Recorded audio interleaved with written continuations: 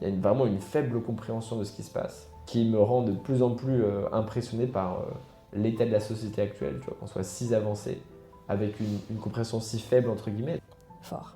Ouais, de rendre le monde un peu plus vivable pour les prochains. Quelle est la manière verte de faire tourner l'intelligence artificielle? Nous, on consomme de l'énergie, forcément, pour faire tourner nos algos.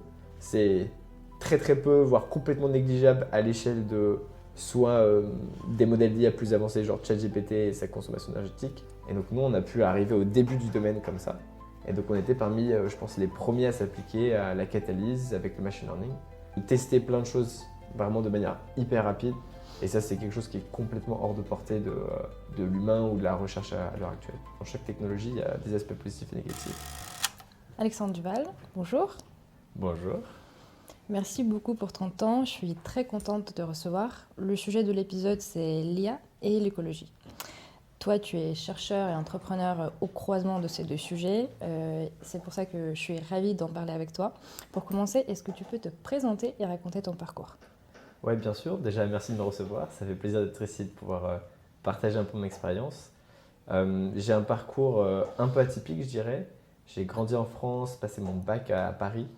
Et plutôt que de faire une prépa qui était un peu la voie royale pour les étudiants bons en cours, je suis parti en Angleterre faire des maths. J'aimais pas forcément les maths. Mais c'était, selon ma mère, la voie qui me permettrait de choisir ce que je voudrais faire comme métier plus tard. Donc j'ai continué dedans et je suis allé en Angleterre à Warwick, où j'ai fait 4 ans de maths et de maths appliquées ensuite. Et c'était super, j'ai adoré, c'était trop bien, c'était très abstrait, mais de plus en plus appliqué. Donc j'ai commencé par l'analyse fonctionnelle, l'analyse harmonique, donc tous ces cours, tu vois, qui ne servent pas à grand chose dans la vie de tous les jours, mais qui sont très stimulants à étudier. Et puis ensuite j'ai commencé à faire du machine learning à Warwick, et ça c'était un peu un petit tournant que j'ai pas trop vu venir au début, mais c'était une manière d'appliquer un peu mes connaissances théoriques à des problèmes de la vie quotidienne qui sont importants.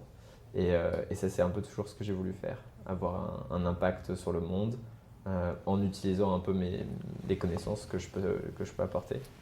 Et du coup, j'ai poursuivi le machine learning à Centrale, où j'ai fait un an de master en IA. Et là, j'ai regardé plein de sujets différents. J'ai fait de la computer vision, donc tout ce qui est à la base d'images. J'ai fait du NLP, donc maintenant c'est tous les modèles de langage comme ChatGPT et compagnie. Et j'ai fait plein d'autres segments de l'IA pour me spécialiser dans les graphes, qui est un sujet très niche. Les graphes, personne ne connaît trop. Et en fait, c'est une manière de représenter la réalité avec des nœuds qui peuvent représenter des personnes, par exemple. Si tu prends le réseau social de Facebook, chaque personne du réseau, c'est un nœud. Et Antoine, du coup, par exemple, est un autre nœud de ce graphe. Et du coup, t'as des edges, ce qu'on appelle, donc hum, je sais pas le terme en français, mais tu as des arêtes qui connectent ces nœuds. Et dans le cas de Facebook, ce serait des réseaux d'amitié. Donc si tu es ami avec Antoine, hop, vous avez un lien d'amitié tous les deux.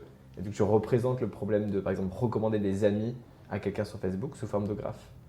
Et ça touche à tous les aspects. Ça se fait pour la météo, ça se fait la prédiction de trafic sur les applis genre Google Maps, ça se fait pour les molécules, les atomes. Donc c'est vraiment hyper large comme représentation. Et j'ai fait mon doctorat dans les modèles qui se basent sur ce type de données. Donc avec plein d'applications différentes et je serais ravi de rentrer dedans. L'une d'entre elles, c'était la prédiction des propriétés de matériaux et de réactions chimiques. Donc comment tu utilises le machine learning pour prédire à quel point un matériau va être conducteur, à quel point un matériau est stable, à quel point une réaction chimique va aller vite. Donc tout ça, ravi de creuser aussi, mais j'avais jamais trop envie de me concentrer dans un sujet précisément. Et ça a été le déclic pour moi quand j'ai commencé à bosser dessus. Et notamment, c'était au Canada où j'étais sous la tutelle d'un professeur qui s'appelle Yosha Benjo, qui est une des personnes qui a inventé, entre guillemets, le machine learning.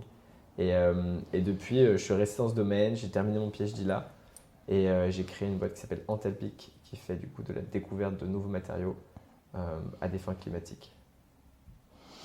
Voilà, pour une introduction assez générale. Ouais, très cool, je te remercie. En effet, Mila, d'après ce que j'ai pu lire sur le sujet, c'est le premier laboratoire mondial consacré au machine learning au service de l'action climatique. Qu'est-ce qui t'a amené à ce laboratoire? Pourquoi tu as voulu Euh, agir pour le climat? Ouais, je vais dire il y a deux choses. Il y a voire trois choses. Un, mon envie d'avoir un impact. Donc au départ, je commençais par, je faisais l'explicabilité. Donc c'est comment comprendre le mécanisme des algorithmes pour éviter toutes sortes de discriminations. Tu vois, si tu demandes un prêt à la banque, c'est pas une machine c'est pas un humain maintenant qui va traiter la demande de ton prêt, c'est un algo. Et cet algo, si tu comprends pas comment il y rend son verdict, tu vois, ça peut être complètement biaisé, c'est quelque chose qui est incompris, ça peut être hyper injuste. Donc le but, c'est comment tu comprends les mécanismes des réseaux de neurones pour pouvoir expliquer les décisions qu'ils prennent, donc l'acceptation ou non de ton prêt. Donc je faisais pas mal de projets comme ça.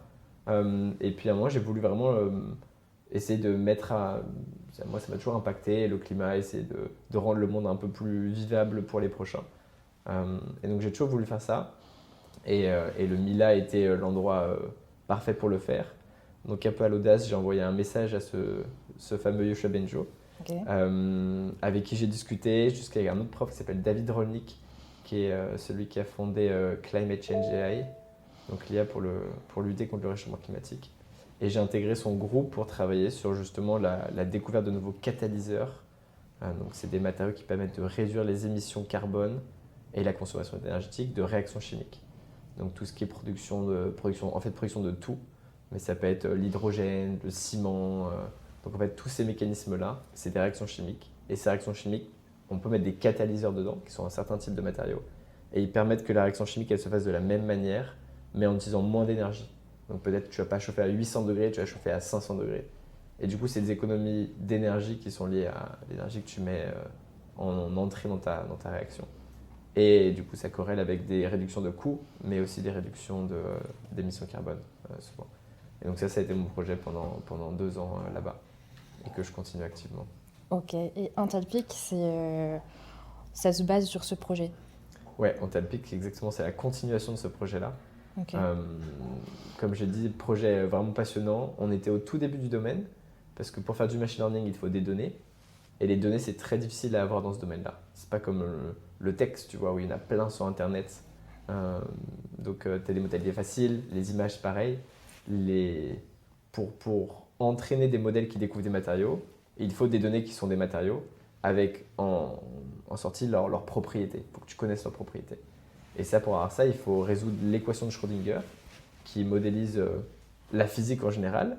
Et sans rentrer dans les détails, ça te permet, tu as des logiciels qui te permettent de créer les propriétés de tes matériaux. En fait, de dériver les propriétés de tes matériaux. Donc, tu peux utiliser ces logiciels pour prendre un matériau et prédire ses propriétés, et trouver ses propriétés. Mais en fait, c'est très long de faire ça. Donc, tu n'as qu'une petite quantité de données. Et du coup, si tu as peu de données, tu n'as pas forcément de machine learning derrière. Parce que le machine learning s'appuie sur la donnée. Et en 2020, donc quand je suis arrivé au Mila, 2021, il y a des grosses databases qui sont sorties à ce moment-là, notamment poussées par Meta, qui fait du super taf en open source. Et donc nous, on a pu arriver au début du domaine comme ça. Et donc on était parmi, je pense, les premiers à s'appliquer à la catalyse avec le machine learning. Et ça nous a donné une super position dans le domaine. Ce qui fait que, de par l'impact du problème et notre capacité à le résoudre, j'ai senti que c'était un peu tu vois, pas un devoir, mais quand même une responsabilité d'essayer de faire avancer les choses dans cette direction. Justement, j'ai retrouvé une citation de Yoshua Benjo qui disait que l'approche d'Antalpic permet une contribution prometteuse à l'atténuation du changement climatique. Fort. Ouais. Est-ce que tu peux expliquer comment ça fonctionne concrètement le logiciel que vous développez? Ouais, complètement. Donc, je pense qu'il y a plusieurs cas d'application différents auxquels on s'adresse. L'un d'entre eux, comme j'expliquais, c'est la catalyse. Donc, c'est la découverte de ces matériaux qui sont les catalyseurs et qui sont présents dans toutes ces réactions chimiques. Et si tu trouves des catalyseurs qui sont plus efficaces, ça va permettre, comme je dis, de réduire l'énergie qui est nécessaire pour accomplir un certain process. Donc, par exemple, la production d'ammonia, qui est en fait utilisé dans tous les fertilisants, donc tous les engrais qui sont dans tous les champs de toute l'agriculture mondiale, ben ça c'est 3% des émissions carbone de la planète. Si tu trouves des meilleurs catalyseurs, tu pourrais diminuer peut-être de 10-20% la consommation énergétique à ce sujet. Donc les gaz à effet de serre derrière. Pareil, les processus qui font du ciment, c'est 7% de la consommation, des émissions mondiales de CO2. Donc si tu trouves des meilleurs catalyseurs pour cette réaction-là, pareil, tu peux réduire ce pourcentage. Donc il y a plein d'applications différentes. La catalyse, c'est l'un d'entre eux, donc c'est une corrélation directe entre réduire les coûts pour les gros industriels, mais aussi réduire les émissions de carbone de leur process. Et ensuite, tu as deux applications. Tu as la capture du carbone, trouver des matériaux qui capturent et qui captent le carbone de l'atmosphère très rapidement. Tu as peut-être développé des batteries de stockage pour qu'on puisse développer les éoliennes, les panneaux solaires, et qu'on puisse stocker toute cette énergie efficacement et la réutiliser quand on a besoin. Donc en fait, je pense qu'il y a plein de moyens par lesquels on pourrait contribuer à cette lutte contre le réchauffement climatique. Après, c'est un petit pas, tu vois, parmi tant d'autres à faire à notre échelle. Mais je pense que ça peut avoir un impact assez significatif si on réussit ou si une autre boîte comme nous réussit. Donc, pour être sûr que j'ai compris, le logiciel, c'est un code qui permet d'analyser un grand nombre de données pour arriver à un résultat, à une formule qui serait différente de celle d'un matériau existant et qui permettrait de voir en fait quels sont les changements dans le processus de production à faire pour que l'émission de gaz à effet de serre soit moindre. Ouais, je pense que c'est un bon résumé. Si je vais un peu dans les détails, tu as une partie donc, générative. On va proposer des nouveaux candidats. Et c'est pas ChatGPT quand je dis l'IA générative. C'est des algos qui sont un peu plus fondés sur la physique et qui vont permettre de générer vraiment des nouvelles structures de matériaux, des nouvelles structures de batteries, des nouvelles structures de catalyseurs pour différentes applications. Et ces structures-là, on les évalue avec d'autres modèles d'IA qui sont entraînés à prédire leurs propriétés. Peut-être les forces, l'énergie, le burn gap, la dureté. Bon, voilà, il y a plein de propriétés qu'on peut prédire. Et donc cette combinaison de l'algo génératif et de l'algo prédictif, il permet vraiment d'aller regarder des milliards et des milliards de candidats potentiels et de regarder lesquels sont les plus prometteurs.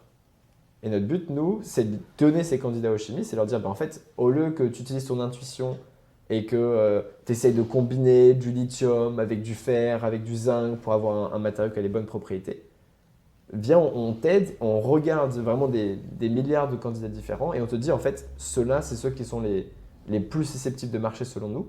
Et eux, ensuite, dans les labos, ils vont juste synthétiser ces candidats, ils vont les tester, ils vont les caractériser. Quand tu dis candidat, excuse-moi, c'est des matériaux, c'est des propositions de matériaux, de molécules pour l'application de données. Donc des nouvelles batteries, par exemple, du verre qui a les meilleures propriétés. Donc tout ça, c'est des matériaux. Donc on propose des nouvelles structures de matériaux. Donc quand tu penses à la structure, c'est en 3D, donc c'est les atomes et où est-ce qu'ils sont placés dans l'espace. Donc voilà, nous on leur suggère ça. Et ensuite, eux les synthétisent dans les labos et nous disent oh bah on a les a testés et ce verre il est très isolant, beaucoup plus qu'avant. Donc c'est super. Ou pas. On est encore très jeune, donc on n'est pas encore arrivé à cette étape-là. Ok. Si on revient donc à la question plus générale, l'IA et l'environnement, l'IA en tant que telle, je ne parle pas de la solution Anthropic, mais l'IA d'une manière générale, c'est une technologie qui est par définition est consommatrice d'énergie pour produire des serveurs, pour produire des processeurs, pour traiter de la donnée. Tout ça, ça nécessite des énergies, parfois des énergies fossiles, ce qui est par définition nuisible à l'environnement. Est-ce que, à ton avis, l'utilisation entre guillemets écologique de l'IA, comme notamment Anthropic, ça peut compenser ou alors équilibrer un petit peu les choses? Bah, ma réponse optimiste est de dire que oui. Et je pense que factuellement, si on trouve des manières, en tout cas au statut d'Anthropic, nous on consomme de l'énergie, forcément pour faire tourner nos algos.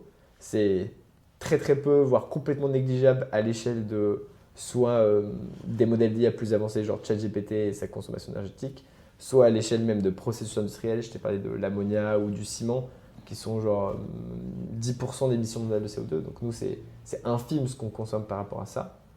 Et on pourrait permettre des gains qui sont largement plus significatifs. Donc un des objectifs d'Anthropic, c'est d'être une boîte à émissions négatives. Ça veut dire qu'on aura permis d'économiser entre guillemets plus de carbone qu'on en aura émis. Ensuite, est-ce qu'on pourra offset toutes les émissions carbone du secteur de l'IA? Je ne sais pas, je n'ai pas cette prétention. Mais oui, je pense que dans chaque technologie, il y a des aspects positifs et négatifs. Mais c'est un sujet qui est pris très au sérieux. Je sais qu'il y a plein de boîtes comme Meta, comme Google, qui sont en train d'investir dans des centrales nucléaires à l'heure actuelle pour pouvoir essayer de manière la plus verte possible de faire tourner leur data center ou leurs algorithmes. Donc c'est vraiment un enjeu hyper important, l'énergie. Selon toi, quelle est la manière verte de faire tourner l'intelligence artificielle? C'est juste utiliser des énergies, soit dit vertes, au lieu des énergies fossiles? Je ne sais pas s'il y a vraiment une manière verte de faire tourner. À partir du moment où tu as une dépense énergétique et que tu Mm. consommes de l'énergie, bah, il y aura toujours une émission quelque part, entre guillemets. Même si tu construis des. Je sais pas, si tu fais tourner cette lampe avec un panneau solaire, et ben le panneau solaire, il a fallu dépenser de l'énergie pour aller le construire. Du coup, en fait, je ne suis pas sûr que tu puisses être, tu vas avoir une activité qui n'émet pas d'énergie. Le but, c'est que ce soit peut-être un cycle assez vertueux où on dépense de l'énergie qui peut être peut-être captée par des matériaux qui capturent le carbone dans l'atmosphère et qui est ensuite réinjecté en carburant pour des voitures ou en énergie renouvelable pour alimenter nos différents systèmes. Donc je pense que la solution la plus viable, c'est d'avoir un espèce de cycle assez vertueux d'énergie où celle qu'on émet dans l'air, elle est recaptée par la suite, enfin, les émissions qu'on émet sont recaptées par la suite et retransformées en énergie. Mais difficile d'avoir une IA complètement verte, je pense. Mm. Et la solution d'Antalpic, par exemple, est-ce qu'elle permet de trouver de nouveaux moyens de produire qui seraient moins dépendants des énergies fossiles? Oui, complètement. On pourrait trouver des nouveaux panneaux solaires, par exemple, des panneaux solaires plus efficaces, avec un meilleur rendement. Euh, Tu peux trouver des matériaux qui captent le carbone. Donc, tu vois, il y a différentes possibilités, en tout cas. Mais c'est pas l'objet principal de ce que vous faites, de ce que j'ai compris. En Nous, revanche, vraiment, c'est aussi... ouais. notre mission, c'est de transformer le secteur de l'industrie pour le rendre effectivement plus vert. Mais je pense qu'il y a plusieurs applications. Il y a effectivement augmenter l'efficacité des processus Mhm. pour que ça consomme moins d'énergie. Il y a deux, réduire la dépendance aux matériaux aussi qui sont néfastes pour l'environnement. Donc il y en a certains qui sont difficiles à miner, c'est même des conditions humaines qui ne sont pas forcément géniales. Donc le but, c'est vraiment d'essayer d'avoir un impact à différents niveaux euh, sur les matériaux. Comme il y a des matériaux genre les PFAS qui sont très néfastes pour la santé. Donc Mhm. c'est plus vraiment de l'écologie, mais ça touche quand même à l'humain, à la nature. Et il y en a qui ne se dégradent pas, du plastique qui ne se dégrade pas dans l'environnement. Donc si on peut trouver des nouveaux plastiques qui sont biodégradables, des matériaux qui remplacent les PFAS et qui ne causent pas de cancer pour les êtres humains, c'est aussi une application qui nous tient à cœur, même si ce n'est pas directement relié avec la réduction des gaz à effet de serre. Mhm. Et quels sont vos clients type? Quelles industries vous ciblez? Et deuxième partie de la question, qu'est-ce qui motive vos clients à utiliser la solution Antalpic et donc rendre plus vert leur processus de production? Ouais, bah on est encore assez jeune, donc on n'a pas un nombre de clients absolument gigantesque non plus, mais les boîtes auxquelles on parle, c'est vraiment les gros industriels. Donc en France, tu pourrais penser à Saint-Gobain, à Engie, à Air Liquide, à toutes ces grosses boîtes. Mm.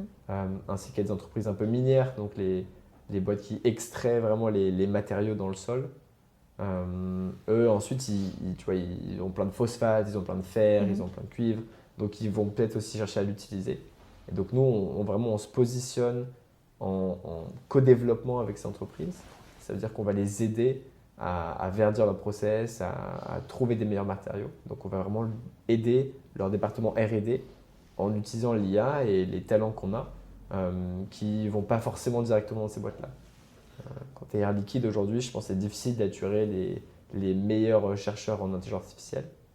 Et nous, on a cette capacité. Donc si on peut les recruter et les mettre un peu au service des projets d'Air Liquide, c'est, je pense, une bonne chose. À ton avis, est-ce que les industries s'orientent vers la solution Antalpic ou vers globalement une approche plus verte parce qu'ils jugent que c'est nécessaire du fait qu'on vit à l'époque du réchauffement climatique ou parce qu'il y a un certain intérêt aussi économique ou réputationnel Ouais, c'est une bonne question.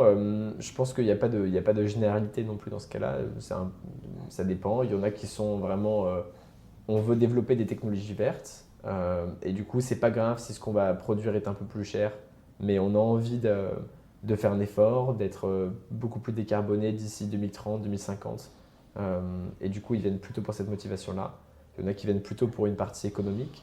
Notamment, je parle de la catalyse. Si tu Mhm. réduis les coûts d'une entreprise, bah forcément qu'ils sont heureux avec ça. Et si ça corrèle avec le climat, tant mieux, mais sinon, il y a quand même une partie coût. Mm. Et il y a une partie aussi, j'ai dit, dépendance aux matériaux critiques. où ils voient bien que d'ici 10-20 ans, les chaînes de production de certains matériaux elles sont difficiles. Et si on pouvait trouver des matériaux qui sont recyclables, qui sont réutilisables, qui sont abondants, c'est aussi désirable. Donc je pense qu'il y a pas mal de chaînes, enfin en tout cas de channels qui emmènent ces industriels vers nous. Ils sont plutôt motivés aussi par la partie IA, en termes de rien que d'un point de vue communication pour eux, ou se tourner vers le futur, modifier un peu leur entreprise, essayer d'intégrer des projets d'IA ou comment on utilise la technologie, qui a beaucoup de sens pour cette application, pour vraiment améliorer leur méthode de recherche. Je pense qu'ils voient ça comme un avantage compétitif à long terme aussi, que ce soit pour une application climatique ou pas. Je pense que c'est vraiment quelque chose de central et ils commencent à mettre des pieds dedans, notamment je pense à travers certaines compagnies comme nous et peut-être certaines équipes internes aussi. Ça permet aussi, ça dépend des cas d'usage, mais ça permet d'avoir des gains financiers aussi dans certains cas. Si tu trouves des meilleurs catalyseurs, vraiment, tu réduis ton coût, ta consommation énergétique, ainsi que tes émissions de carbone. Donc là, ça corrèle vraiment parfaitement. Il y a des cas où ça corrèle pas parfaitement. Si tu veux produire quelque chose, non plus à partir de gaz fossile, mais à partir d'énergie qui vient d'un panneau solaire, et le coût de ce que tu produis va augmenter et donc là, ça ne sera pas économiquement viable. Ok. Et est-ce que les industries, du coup, qui travaillent avec vous, ils vous donnent leurs données? Comment vous développez votre modèle IA pour qu'elle tourne, pour qu'elle continue à être performante en termes de données, en termes de jeux de données utilisés? Ouais, c'est une super question. Il y a plein de données qui sont open source auxquelles on contribue. Donc il y a plein de gens, je citais par exemple Meta, de manière assez surprenante, qui vraiment contribuent beaucoup à ce domaine-là, en disant toute leur capacité de calcul inutilisée. Donc tu as tous les serveurs de, je sais pas, de Instagram, de WhatsApp, dès qu'ils ne tournent pas, tu les utilises pour générer ces données, donc matériaux et propriétés des matériaux associés. Et donc il y a plein de données open source sur lesquelles on peut construire nos modèles. Et ensuite, le but, c'est de les affiner, ces modèles-là, sur sur des données qui sont vraiment propres aux clients. En général, les clients, ils sont quand même assez, donc les grands industriels, ils sont quand même assez conservateurs sur leurs données. Donc, ils ne nous les donnent pas. Ils nous permettent de les utiliser dans un cadre assez confidentiel pour que, voilà, ils gardent la souveraineté un peu de ce qu'ils ont fait avant. Et donc, nous, on les utilise vraiment pour rendre nos modèles plus précis sur leur cas d'usage à eux. Et plus généralement, quelles sont les données que vous utilisez indépendamment de vos clients? Des données chez nous, chez Intelpic. Oui, les données d'apprentissage du logiciel.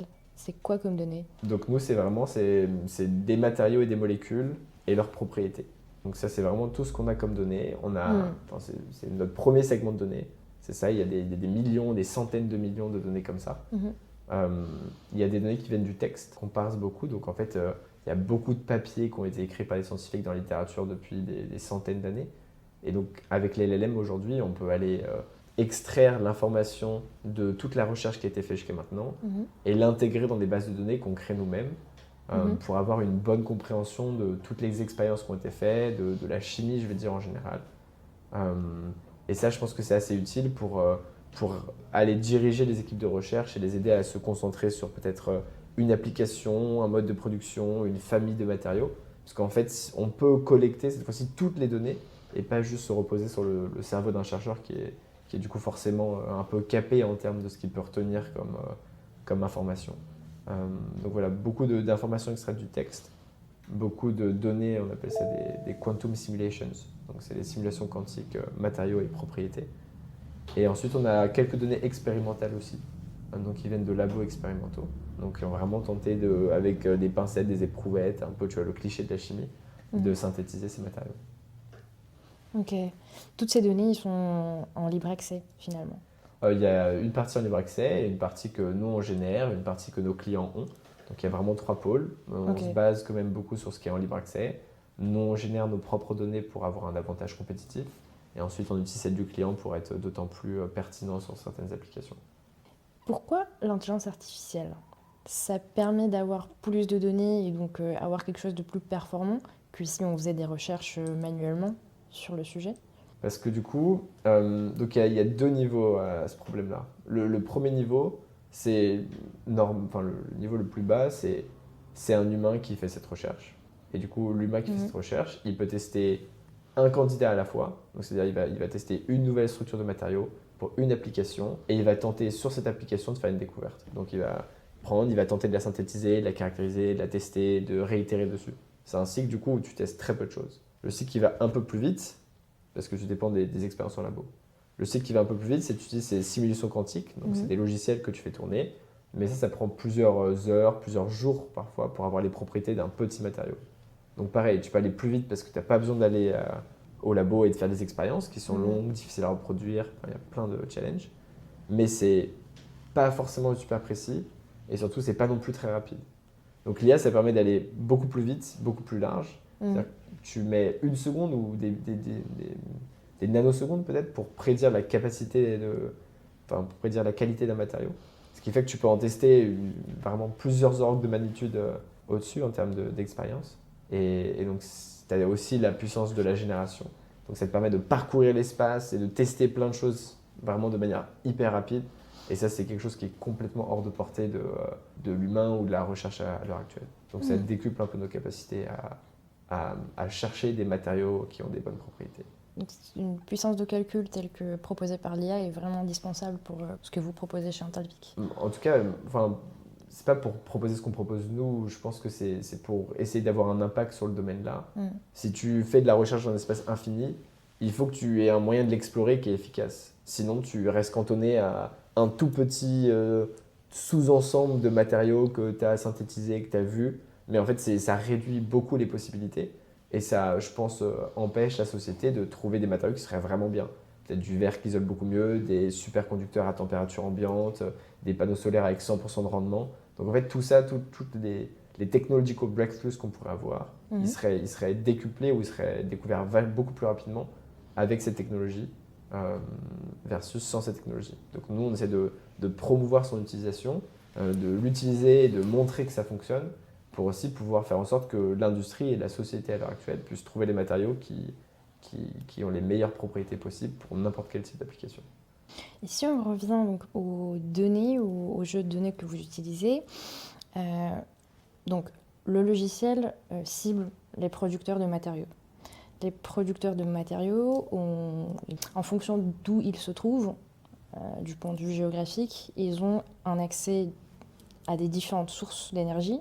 Est-ce que cet aspect est pris en considération par le modèle que vous proposez ? Par exemple, si en France, il y a peu d'énergie fossile, peu de gaz par exemple, du coup, on va prendre en considération les frais et l'impact écologique de la logistique pour faire venir ces énergies. Je ne sais pas si je suis claire. C'est une très bonne question. Je pense que ce n'est pas pris en compte par le modèle, c'est plus pris en compte par notre équipe business qui va aller regarder quel est l'intérêt de ces bon, déjà les industriels ils savent ça, tu vois, ils savent que en France tu as plein d'énergie par exemple décarbonée, donc en fait et qu'on est plutôt propriétaire entre guillemets de cette énergie, donc peut-être qu'ils vont plus s'appuyer dessus et le problème il sera plus lié aux matériaux qu'ils vont utiliser et d'où ils viennent, tu vois, la provenance. Donc déjà les gens qu'on va voir, ils connaissent ces problèmes-là et du coup ils peuvent nous orienter sur l'objectif un peu de notre contrat avec eux. Et ça, c'est vraiment l'équipe business chez nous qui gère ça. On va essayer de voir en fonction effectivement des applications, en fonction des régions du monde, en fonction des industries, des industriels même qu'on va voir, quel est le problème le plus pertinent à attaquer et comment ensuite paramétriser notre modèle pour aller résoudre ce problème-là. Parce que tu peux le paramétrer de différentes façons. Tu peux aller regarder certaines familles de matériaux spécifiques, tu peux aller regarder une réaction ou une autre, tu peux optimiser pour la performance, pour la durabilité, pour la scalabilité et minimiser les coûts de production à l'échelle. Donc il y a plein de paramètres que tu peux optimiser et ça se fait, notre modèle il pourrait en théorie tout faire et nous du coup on le paramétrise pour qu'il puisse résoudre le problème qu'on lui a fixé, l'objectif qu'on lui a fixé. Le logiciel que vous proposez, il est en open source ? Pas tout. Nous, on contribue beaucoup à l'open source. On a fait un projet qui s'appelle Le Material avec Hugging Face, donc une grosse boîte française, une licorne française dans la tech. Juste avant, est-ce que tu peux déjà préciser ce que c'est open source pour ceux qui nous écoutent ? Oui, déjà il y a plusieurs types d'open source et je ne maîtrise pas tous les concepts parfaitement. Mais c'est le fait de rendre le fruit de notre recherche publique. Donc ça, c'est très commun dans le monde de la science, de la recherche. dès qu'on fait des découvertes, d'écrire des papiers scientifiques qui résument la méthode, la motivation, les résultats. Et on met tout ça sur un site qui s'appelle notamment Archive, mais ça peut être sur des journaux, etc. Et donc tout le monde peut avoir accès dans le monde gratuitement. Et donc ça permet à la communauté des chercheurs dans le monde entier de vraiment aller de l'avant et d'être au courant de tout ce qui se passe dans le monde, ou de la plupart, et d'avancer en fait en communauté comme ça. Je donne un exemple facile, c'est tu as des modèles qui sont pas open sourcés, genre ChatGPT. Tu as une API qui te permet de l'utiliser, mais tu n'as pas les poids du modèle, tu n'as pas son architecture, tu ne peux pas l'implémenter sur ton ordi. Meta, ils ont sorti un modèle qui s'appelle Llama, qui est open source parce qu'ils ont mis les poids, ils ont mis le papier qui expliquait son mécanisme, ils ont mis même l'architecture du modèle. Donc ça, c'est vraiment la définition open source, c'est mettre en libre accès ta recherche sur Internet. Enfin, mettre en libre accès ta recherche, plutôt. Donc, nous, on ne peut pas tout open sourcer, parce que si on open source tous nos modèles, on n'a plus de valeur en tant que startup, on a moins de valeur en tant que startup, disons qu'on n'aura pas d'avantage compétitif par rapport à d'autres. Donc pourquoi utiliser nous si une compagnie B a exactement du coup accès à tous nos modèles ou a accès à toute la donnée qu'on a récoltée. Donc si on avait tout en open source, je pense qu'on n'aurait pas de différenciation. En revanche, on a ces projets open source comme le Material pour structurer des bases de données qui vont permettre à toute la communauté de chercheurs, que ce soit les industriels, les académiques, tout ça, de créer des modèles qui sont plus performants et plus facilement. Donc on essaie de catalyser entre guillemets la recherche en IA pour les matériaux, en IA pour la science, en proposant du coup des outils de code, des données, des modèles, des benchmarks pour évaluer les modèles. Donc tout ça pour un peu guider la communauté dans la bonne direction. On le fait aussi avec certains de nos modèles. Donc certains de nos modèles prédictifs vont être open sourcés pour que tout le monde puisse en bénéficier. Mais il faut quand même qu'on garde un différenciant en tant que startup, en tout cas c'est notre positionnement. On gardera un différenciant technologique vis-à-vis des autres en gardant certains modèles pour nous. Et les modèles prédictifs, du coup, vous les avez développés vous-même? Oui. Et vous les avez mis en libre accès pour tout le monde? Donc moi j'ai fait ça pour ma thèse, donc oui, c'était en libre accès pour tout le monde. Chez Antalpic, on est en train de le développer et il sera mis en libre accès en septembre pour tout le monde. Ce qui a un double bénéfice. On a quand même un marketing scientifique quand même derrière ça, où on va pouvoir établir notre crédibilité scientifique, ce qui va probablement générer de la crédibilité, donc peut-être des ventes pour nous ou des contrats. Donc il y a quand même un objectif d'asseoir sa crédibilité scientifique derrière. Mais ensuite, il y a aussi un aspect un peu plus positif et global qui est de permettre à n'importe qui d'utiliser un modèle qui est plus performant pour leurs propres applications et de pouvoir en construire un meilleur parce qu'ils ont accès à celui-là. Donc je pense que c'est un double bonus. Et ça s'aligne avec notre vision qui est que c'est un problème qui est très compliqué, qu'on ne va pas pouvoir résoudre tout seul. Et du coup, c'est pour ça qu'on essaye de demander de l'aide, en tout cas de contribuer avec la communauté à ce problème-là. Donc plus il y a des gens qui s'intéressent à ce problème-là, je pense mieux c'est pour nous à l'heure actuelle, parce qu'il y a plein de défis, il y a plein d'applications liées aux matériaux, enfin c'est même au centre de toute notre société. Et c'est pas une start-up qui va réussir à tout changer, je pense que c'est une accumulation de start-up, de chercheurs qui travaillent sur le sujet. Donc plus on est dessus, je pense que le mieux c'est, et plus on avance vite, plus on peut faire face à l'urgence climatique, pour reboucler un peu sur le climat. Tout à fait. Donc, l'action climatique, c'est vraiment, elle est vraiment au cœur de ton projet, enfin de Antalpic, de ce que j'entends. La question que je voulais te poser, c'est est-ce que on peut utiliser le modèle différemment, c'est-à-dire non pour retrouver de nouveaux modèles, de nouveaux processus de production plus écologiques? Oui, complètement. Le modèle, il pourrait être utilisé pour juste optimiser la partie économique. Il pourrait même utiliser, nous on a des sollicitations dans le domaine de la défense. Donc tu pourrais trouver du coup des matériaux qui te permettent de faire des drones militaires, qui te permettent de faire même dans le spatial, qui te permettent de faire des robots qui pourront aller sur la Lune ou sur Mars, explorer plus longtemps, plus facilement. Donc en fait, il y a plein d'applications dérivées parce que les matériaux sont au centre de la société. Et du coup, il peut y avoir des mauvaises utilisations aussi de notre tech. Nous, on essaie de ne pas rentrer trop sur ces sujets-là. Moi, personnellement, en tout cas, la défense, c'est pas un sujet sur lequel j'aimerais rentrer, même s'il y a effectivement peut-être un besoin européen qui se dessine, ou en tout cas un incentive économique de muscler la défense européenne sur laquelle je conçois qu'il y ait du sens et que ça soit plutôt bénéfique peut-être pour la société européenne. Mais on essaie de ne pas rentrer sur cette application-là. En revanche, oui, le modèle pourrait être utilisé pour optimiser, rendre je sais pas, les armes plus robustes ou plus pertinentes, créer des drones militaires. Donc ce serait qu'une partie de ces composants-là, mais ça pourrait permettre cette application effectivement. Et justement, est-ce que c'est quelque chose qui vous dérange? Puisque vous êtes vraiment dans l'esprit de protéger l'environnement et d'agir pour le climat, vous vous rendez finalement compte que le modèle il peut être complètement détourné et être utilisé à des fins extrêmement néfastes pour la société, que ce soit pour l'optimisation de la production des armes ou pour une simple optimisation financière des processus, ce qui n'est pas spécialement néfaste, mais en tout cas ça n'a rien à voir avec la cause climatique.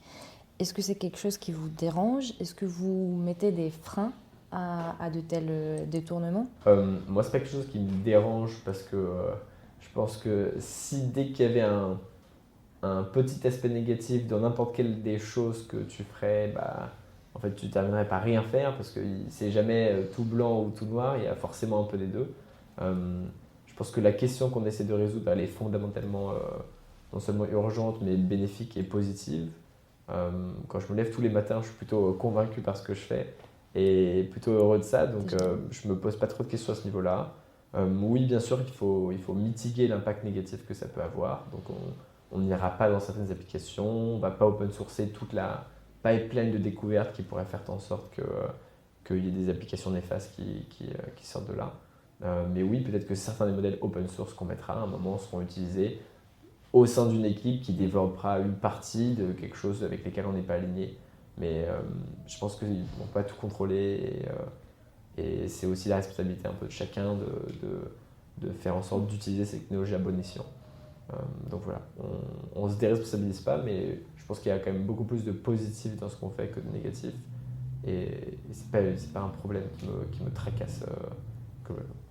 Ok.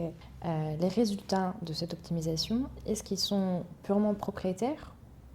Donc vous travaillez uniquement pour vos clients qui vous contactent pour obtenir l'accompagnement et éventuellement l'accès à la version complète du logiciel? Nous, on ne travaille pas en mode SaaS, donc on ne va pas vendre l'accès à un logiciel. On a deux méthodes de collaboration. La collaboration, enfin, le business model idéal, ça serait que on soit autonome, on ait notre propre labo, on puisse développer tout seul nos batteries, nos catalyseurs, les breveter et ensuite vendre la licence d'exploitation à des industriels qui du coup achèteraient le droit d'exploiter nos découvertes. Donc ça c'est l'idéal, mais je pense que c'est un peu plus loin dans notre roadmap. Actuellement, on est en co-développement avec des industries, donc c'est un peu plus du consulting scientifique si tu veux, où on va essayer de résoudre leurs problèmes, ou un de leurs problèmes en tout cas, et on va co-développer ensemble une solution avec des accords de propriété intellectuelle sur les découvertes.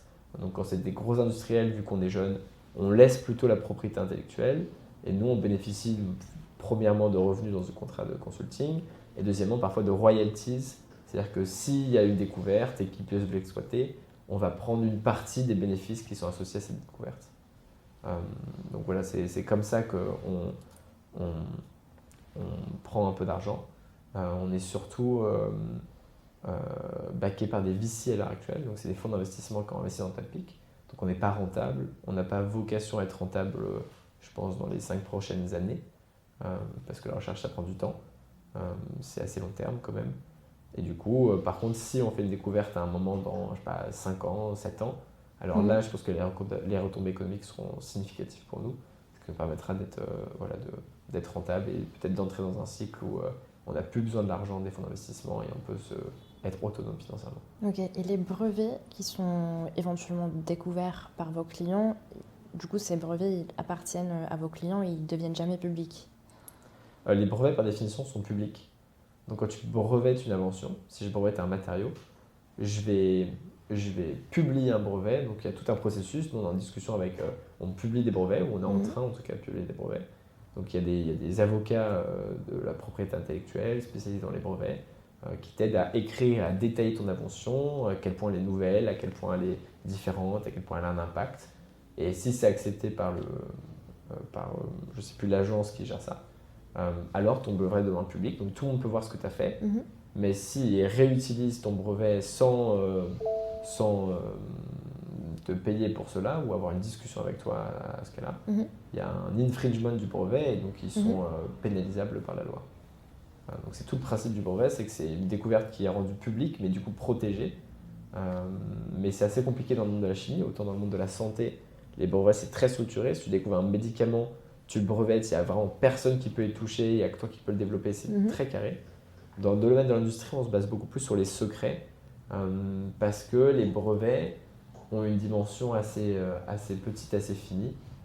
C'est-à-dire que si tu changes un peu ta méthode de production, peut-être que ton brevet ne tient plus. C'est assez difficile d'aller vérifier dans les usines si ils ne sont pas en train de réutiliser le matériau que tu as breveté ou pas. Donc il y a plus une culture de secret industriel que de brevets. Pas dans tous les domaines. La batterie, il y a beaucoup de brevets. Mais dans d'autres secteurs, la production d'ammonia, d'hydrogène, je pense qu'il y a pas mal de trade secrets, comme on dit dans l'industrie. Ok. On a envie de faire du bien pour la société, il faut aussi qu'on survive, qu'on grossisse, qu'on puisse s'attaquer à des problèmes de plus en plus difficiles. Et pour ça, il faut forcément de l'argent et du coup, le brevet ou la vente de brevets en tout cas est une façon d'en faire une. Mais si à un moment on fait une découverte absolument fantastique qui bénéficierait à toute l'humanité, oui, j'espère qu'on sera en capacité de la rendre publique ou d'autoriser le plus de personnes possible à l'exploiter. Quelles sont les difficultés quand vous essayez de retrouver de nouveaux processus, de nouvelles molécules? Qu'est-ce qui est le plus compliqué dans ce travail-là? Il y en a beaucoup de difficultés, c'est pour ça que ça prend du temps. Et c'est pour ça que la découverte de matériaux est assez lente. La première qui nous touche, nous, c'est de faire le pont entre les simulations, donc tout ce qui est fait un peu dans le monde théorique, le machine learning, représenter tes structures moléculaires ou tes matériaux, et comment tu les synthétises dans un labo. Ça, c'est vraiment très difficile. Il y a très peu de compréhension en fait, de ce qui se passe dans un laboratoire, tu vois, dans une industrie, dans une usine. En fait, tu vois, on réplique plein de choses, mais en fait, je trouve qu'on a très peu de compréhension de ce qui se passe. Il y a beaucoup d'expérimentalistes que je vais voir et ils me disent que il y a un stagiaire à un moment qui a mixé deux éléments ensemble et ça a fait un truc absolument génial alors que c'était par erreur. Et depuis, ils ont gardé ça, ils ne l'ont pas dit parce que du coup, personne n'aurait découvert ça par eux-mêmes. Et ils ont créé un process à partir de ça, qui est gardé secret. Et je pense que ça, vraiment, le fait qu'on ne comprenne pas très bien comment faire une table, du verre, du ciment, et qu'on n'ait pas un niveau de précision très élevé, nous, c'est un gros problème parce qu'on travaille à un niveau de précision très élevé. Donc on aimerait pouvoir dire, eh ben, tu places ton carbone ici dans l'espace, tu places ton oxygène ici, tu places ton hydrogène ici, et c'est cette molécule, cette structure qui a la bonne propriété. Et faire ça dans un labo, c'est très compliqué. Et ils ont un travail très compliqué, les expérimentalistes, mais c'est vrai qu'il y a vraiment une faible compréhension de ce qui se passe, qui me rend de plus en plus impressionné par l'état de la société actuelle, tu vois, qu'on soit si avancé, avec une compréhension si faible, entre guillemets, tu vois, de la physique quantique ou de la chimie à l'heure actuelle, ce qui est hyper vaste et hyper dur comme problème. Hein. Mais je connais pas grand chose non plus, je suis machine learning. Hein, mais c'est vrai que c'est assez impressionnant. Moi, je suis vraiment assez abasourdi, même les semi-conducteurs, les téléphones, le truc tu vois, qui est le plus commun, je pense, sur Terre, et ben, il y a apparemment une assez faible compréhension de comment tu fais ces semi-conducteurs. Ils ont trouvé un truc qui marchait une fois, ils l'ont répliqué et ils le touchent plus, mais ils ne pourraient pas changer quelques paramètres sans risquer de tout faire foirer. Donc voilà, je suis assez impressionné par ce qui se passe autour de moi. Je me permets de rebondir là-dessus, rien à voir avec l'écologie, mais est-ce que tu penses que l'IA et le fait qu'elle est utilisée aujourd'hui, mais carrément par tout le monde, même si le niveau de maîtrise est très différent en fonction de l'utilisateur, mais est-ce que ça amène à une perte de compétences? Oh, très belle question. Je pense que c'est un développement de compétences différents. De mon point de vue, du coup, maintenant un peu vieux et un peu boomer peut-être, je dirais que... et on a une stagiaire qui est en 2003 chez nous, donc Alban, très forte. mais elle a une utilisation de ChatGPT qui est vraiment, où tu vois des outils technologiques, je pense qu'il est beaucoup plus avancé que la nôtre. Et parfois, je trouve qu'il y a une tendance quand même, et c'est pas forcément le ban, mais c'est à se tourner très vite vers ces outils-là. Au lieu de penser au problème, de réfléchir à moi, comment je le ferais, il y a quand même une notion de je vais lui demander des solutions et ensuite je vais juger laquelle de ces solutions je vais choisir. Mais il y a moins cet aspect de je vais creuser pour trouver cette solution, je vais creuser pour écrire un bel email. Donc je pense que par rapport à ma génération en tout cas, euh, il y a moins d'efforts qui sont faits, il y a moins de compétences à rédiger quelque chose de bien, à penser par soi-même à des solutions. En revanche, il y a, je pense, une bien meilleure symbiose avec l'ordinateur aussi. Je pense qu'il y a beaucoup mieux comment utiliser ces technologies peut-être que nous, c'est beaucoup plus naturel pour eux. Euh, donc, compétences différentes qui se créent et qui se perdent. Mais je pense que c'est pareil, nous, avec l'ordinateur vis-à-vis de la génération d'avant, où ils avaient des capacités de concentration plus fortes, ils écrivaient plus à l'écrit. Je pense que c'est une évolution. Je ne suis pas sûr qu'elle soit entièrement positive, mais je pense qu'il y a des manières de la rendre positive. Moi, j'apprends beaucoup la chimie grâce à ChatGPT, par exemple. Et c'est génial d'avoir quelqu'un à qui parler, un copilote un peu au quotidien, qui connaisse plus de choses que n'importe quel expert et qu'un expert et que ce soit assez véridique. Donc je pense qu'il y a vraiment des trucs super avec. Après, il faut l'utiliser à bon escient. C'est sûr. Voilà, réponse courte à une question compliquée. Tu as quel âge, si c'est pas indiscret, puisque tu évoques J'ai les 27 ans. générations? Donc la génération qui a 20 ans ou 17 ans, je trouve que ça joue pas grand-chose, mais il y a une présence de ces outils-là beaucoup plus tôt dans leur vie, qui fait que je pense qu'ils ont grandi beaucoup plus avec à l'âge où ton cerveau se développe. Et donc des outils qui pour nous, on les intègre bien, tes parents moins bien. Eux, je pense que ça arrive encore plus tôt dans leur processus, à l'école, tu vois. Typiquement, ils avaient accès à ça à l'école, je le vois avec ma petite sœur. Et je pense que ça change un peu ta façon de penser, de réfléchir aussi dans la vie de tous les jours. Absolument, tout est beaucoup plus accessible et on a l'opportunité d'avoir un certain niveau de compétence un peu dans tous les domaines.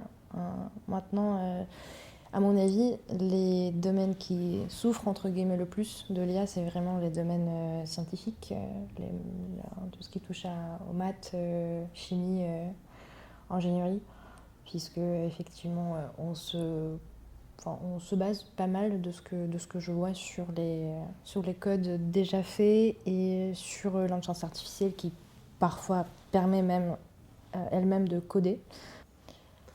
Je pense qu'il y a des manières différentes de voir le truc. Peut-être que, en fait, quelqu'un qui code déjà bien, il va pouvoir coder beaucoup plus vite. Parce que du coup, il aura un assistant qui pourra écrire des choses qu'il aura mis du temps à écrire, qui pourra lui corriger des choses. Et tu as une compréhension compréhension fine qui reste et qui permet de corriger, de faire des changements et du coup de coder beaucoup plus vite. Et donc faire beaucoup plus de choses, tu vois, de coder des solutions de bien meilleure qualité, peut-être qu'il y a des problèmes plus complexes. Donc ça peut être vraiment, tu vois, un booster pour certaines personnes. Pour d'autres, peut-être, effectivement, peut-être que leur job sera remplacé, ou remplacé en tout cas modifié, parce que au lieu d'avoir quelqu'un qui fait ton site web, et ben maintenant en low-code, tu peux faire un site web juste en demandant, ou alors avec des interfaces assez faciles. Et parlons génération, tu as remarqué une différence entre les générations dans la manière d'appréhender la cause climatique? Si, je pense que c'est un peu générationnel aussi. Je pense qu'il y a moins de personnes qui sont passionnées par la cause climatique de la génération de mes parents que de ma génération à moi, et probablement encore, il y en aura peut-être encore plus dans la génération d'après, parce que c'est un problème qui est médiatisé, qui devient de plus en plus urgent et qui touche aussi de plus en plus les personnes qui sont jeunes. Mais globalement, nous, on attire beaucoup les profils on essaye de recruter et on attire les gens qui croient et qui ont envie de lutter pour cette cause-là. Donc chez Antalpic, on a des gens de 40 ans et de 23 ans qui ont le même niveau d'implication dans cette cause-là. Donc nous, personnellement, on ne le ressent pas trop, mais je pense que généralement, effectivement, il y a un phénomène où c'est plus présent dans notre génération ou celle des plus jeunes que dans celle de nos parents ou grands-parents, où c'était juste aussi moins un sujet qui était mis sur la table. Dans vos équipes, tu dirais que la génération jeune domine ou pas forcément? Non, nous, on a des quarantenaires qui sont très investis, même plus que moi, Et donc, je ne suis pas sûr qu'on puisse faire une généralité dans nos équipes. Comment tu vois l'avenir de Intelpeak et plus généralement de l'IA qui s'inscrit dans le contexte de l'action climatique? Euh, J'espère radieux pour les deux. Je trouve qu'il y a, en tout cas, il y a un vrai mouvement d'appliquer l'IA aux problèmes scientifiques. Ça, c'est assez récent, je trouve, et ça, en tout cas, ça a pris beaucoup d'importance récemment. Il y a de plus en plus d'interactions entre les chercheurs qui font la santé ou qui font des matériaux, ceux qui font de l'IA, ceux qui font même de la programmation, du software engineering. Donc, je trouve qu'il y a vraiment des skills, des compétences qui se mélangent. Ça crée des bonnes équipes comme chez nous. On est 25 aujourd'hui chez Intelpic. On a grossi donc assez vite. Mais il y a pas mal de boîtes qui émergent comme nous. Donc je pense que vraiment ça va devenir quelque chose de... Dans les 10 prochaines années, je pense que c'est un peu un des sujets prometteurs, phares, porteurs, en mettant ces esprits au service de cette cause qu'on va faire quelque chose vis-à-vis de certains autres métiers peut-être qui sont moins tournés vers le climat, pour n'en citer aucun. Un message que tu voudrais peut-être passer à ceux qui se lancent, aux entrepreneurs qui souhaiteraient éventuellement œuvrer dans le domaine de l'écologie et l'intelligence artificielle? Ouais, carrément. Je pense que nous, ce qu'on se dit pas mal chez Intelpic, c'est hyper cool d'avoir une boîte qui réussit, entre guillemets, qui fait des découvertes. Mais je pense que même si ce n'est pas le cas, il y a un peu un effet de masse aussi à avoir où on contribue à la science, on contribue à développer cet écosystème, on contribue à montrer aux industries elles devraient même changer la manière dont elles font de la R&D et dont elles découvrent des nouveaux matériaux ou elles font de la chimie globalement. Et je pense que ça, c'est un impact qu'on réussisse ou pas, sera durable et avec lequel moi, personnellement, je suis hyper aligné.